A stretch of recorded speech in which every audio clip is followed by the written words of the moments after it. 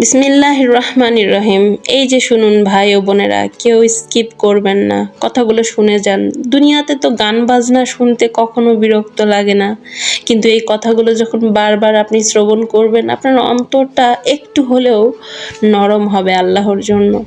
কিসের দুনিয়ার পেছনে ছুটছেন, যেই দুনিয়া আপনাকে কখনোই শান্তি দেবে না স্থায়ীভাবে?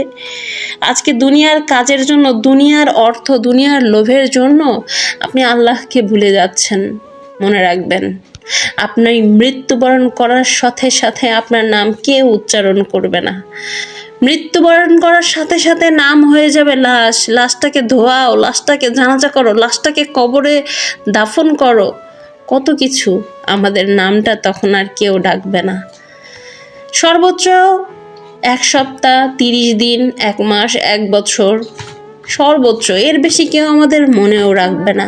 যার যার মতো সে তার কাজে যে সম্পত্তিগুলো করছেন, সেই সম্পত্তিগুলো ভাগাভাগিতে ব্যস্ত। কিন্তু আপনি দুনিয়াতে যে অর্থ প্রাচুর্য করেছেন ন্যায় অন্যায়ভাবে, সেগুলোর পই পই করে একটা একটা করে হিসাব আপনার কবরে হতে থাকবে।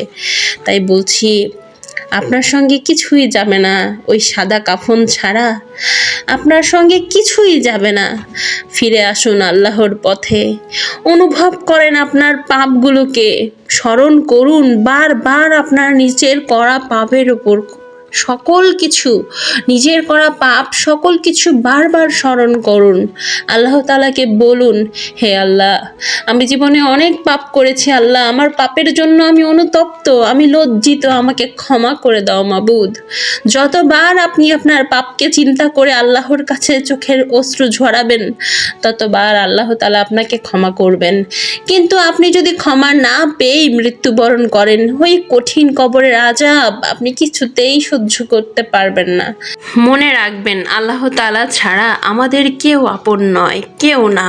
আপনি যতবার অপরাধ করবেন, পৃথিবীর মানুষ, এমনকি আপনার নিজের সবচেয়ে আপন মানুষ, আপনার ভুল ত্রুটি ধরে আপনাকে ভীষণ প্যারা দেবে। কিন্তু আল্লাহ তাআলার কাছে বান্দা যখন ক্ষমা চায় অন্তর থেকে, তখন আল্লাহ তাআলা তাকে ক্ষমা করে দেন। সুবহানাল্লাহ। এর চেয়ে উত্তম কি হতে পারে? একটা সন্তান আর একটা মা, একটা মায়ের কাছে সন্তান সবচেয়ে আদরের, তার চেয়েও বেশি আদরের, তার চেয়েও বেশি প্রিয় আল্লাহর কাছে তার বান্দাসমূহ। তাই মনে রাখবেন, যতই পাপ করেন না কেন, যতই খারাপ কিছু করেন না কেন, ধর্ষণ করুন, খুন করুন, যত জঘন্য কাজই আপনার দ্বারা হয় না কেন, আপনি ভুলে যাবেন না যে একটা সন্তান আর মায়ের যে সম্পর্ক, তার চেয়েও গভীরতম প্রিয় সম্পর্ক আল্লাহর সাথে তার বান্দার সম্পর্ক। তাই যা কিছুই করেন না কেন, আল্লাহর কাছে ক্ষমা চেয়ে আল্লাহর পথে ফিরে আসুন। দেখবেন আপনার দুনিয়া ও আখিরাত আল্লাহই যথেষ্ট সুন্দর করে দেবে। সুবহানাল্লাহ। আল্লাহ সবাইকে বোঝার তৌফিক দান করুন।